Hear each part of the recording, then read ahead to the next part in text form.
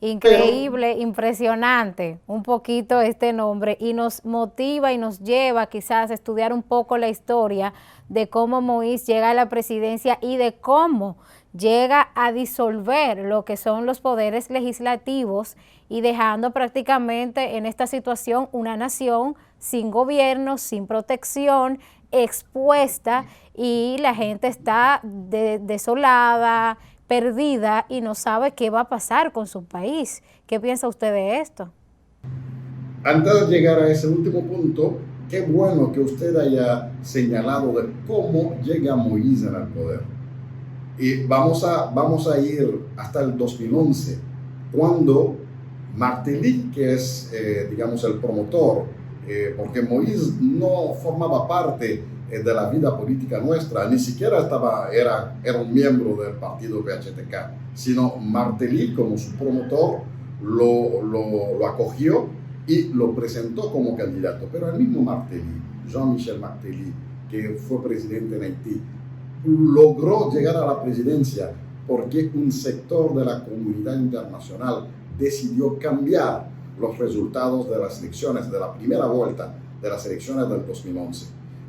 Y Jovenel Moïse, cuando le tocó llegó a la presidencia tan solo con 500,000 votos, sobre una participación electoral bajísima que no pasó de un 18-21%, mientras que tenemos en Haití un electorado de más de 7 millones de personas. Había desde un principio un cuestionamiento en términos de legitimidad, había también cuestionamiento hasta en la manera que se llevó a cabo ese proceso electoral.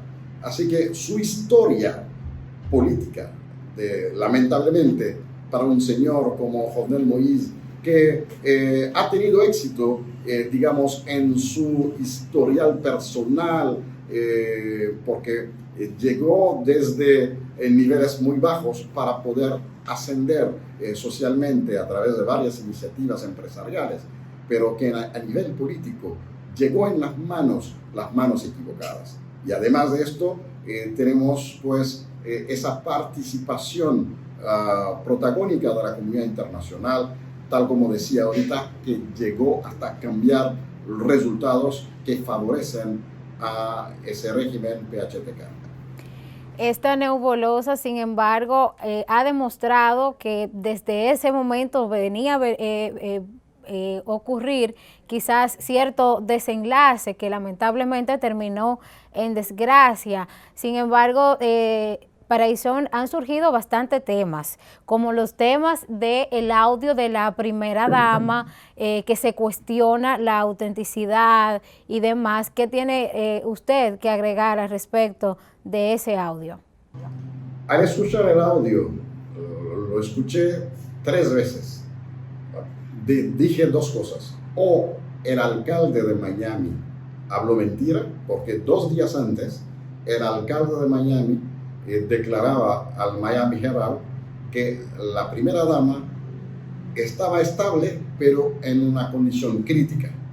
Alguien, después de recibir impacto de bala en su cuerpo, estar bajo el shock de la muerte de su esposo en las condiciones que ya sabemos, y que graba un audio de más de 2 minutos con las entonaciones vocales correctas, yo dije, bueno, el alcalde nos habló mentira y que la primera dama, desde que salió en Haití, en ningún momento estaba en una condición grave ni crítica. Si decimos que ese audio es real, es auténtico. Se hizo un trabajo de investigación a un medio haitiano que se llama Aibo Post, que es un medio investigativo.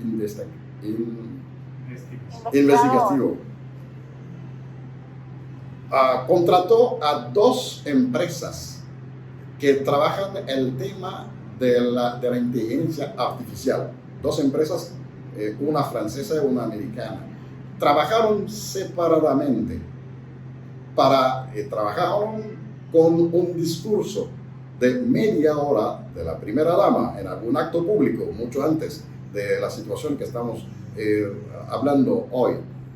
Y ambas empresas determinaron que no corresponde a la voz de la primera dama. Sobre todo cuando uno ve el contenido del audio. El contenido del audio es un contenido altamente político. No es un contenido emocional de alguien que pudiera aún ofrecer más detalles sobre las circunstancias del asesinato, sino habla de que mataron a su esposo porque quería hacer carreteras o quería poner energía eléctrica 24 horas en el país, lo que todo el mundo dijo que era totalmente imposible. Entonces se ha querido con ese discurso enviar, poner una dirección al crimen, queriendo decir en el fondo que pudieran ser empresarios que pudieran estar detrás del magnicidio. Sin embargo, al otro día la policía nos presenta un desconocido, totalmente desconocido en Haití, totalmente desconocido en la comunidad, en su comunidad de origen, porque es un inmigrante haitiano establecido en la Florida y no era una persona que hacía vida comunitaria, y nos presentan esa persona como el autor intelectual que no solamente tenía la intención o ya había matado al presidente, sino iba a ocupar el palacio.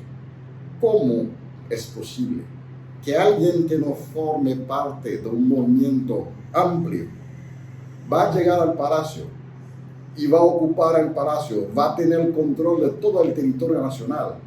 ¿Y dónde están sus tropas? ¿Dónde están quienes lo acompañan en esa, no tan solo en la primera fase, que era quizás matar al presidente, ocupar el palacio, pero la segunda fase, que sería dirigir y tener control del país, no vemos la posibilidad real que lo hiciera? Por tal razón, estamos recibiendo con mucha reserva todavía las versiones que nos vienen desde el oficialismo haitiano, y agradecemos y animamos a los países como Estados Unidos y como Colombia. Estados Unidos porque hay 2 haitianos americanos que arrestaron, que ya se evidenció que son informantes, que eran informantes del FBI y de la DEA.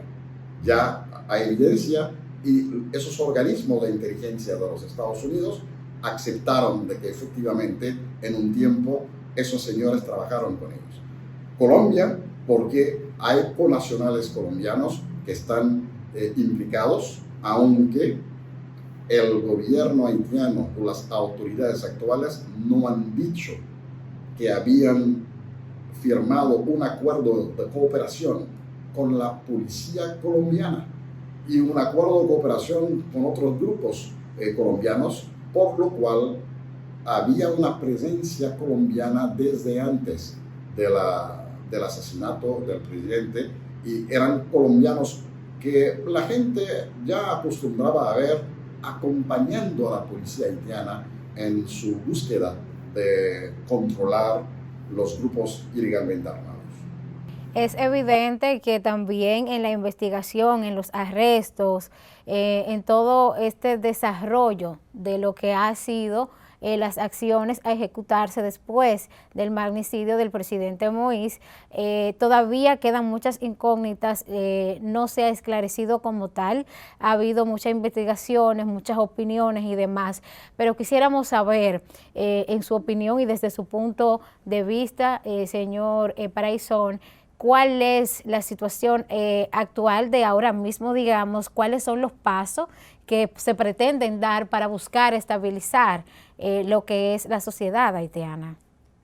Bueno, si pudiéramos cumplir a la letra las previsiones constitucionales, íbamos a referirnos al artículo 149 de la Constitución, que en casos similares, que a un vacío presidencial, por impedimento físico, mental, lo que fuera, y en este caso, pues un magnicidio, no está previsto así en la Constitución, pero está previsto un fallecimiento del presidente por el tiempo que le queda o que le quedaba a Jovenel Moïse para terminar lo que él llama su mandato, mientras que ya su mandato terminó.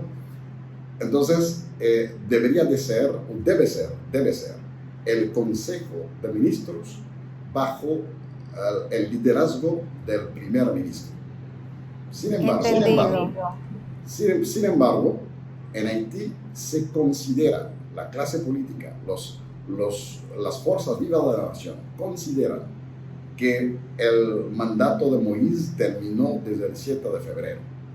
Consideran, y eso ya no es una consideración, sino hay las pruebas de que el actual primer ministro o el primer ministro que se ha quedado al mando es un primer ministro despedido por Moïse cuando nombró a un nuevo primer ministro por recomendación de la OEA.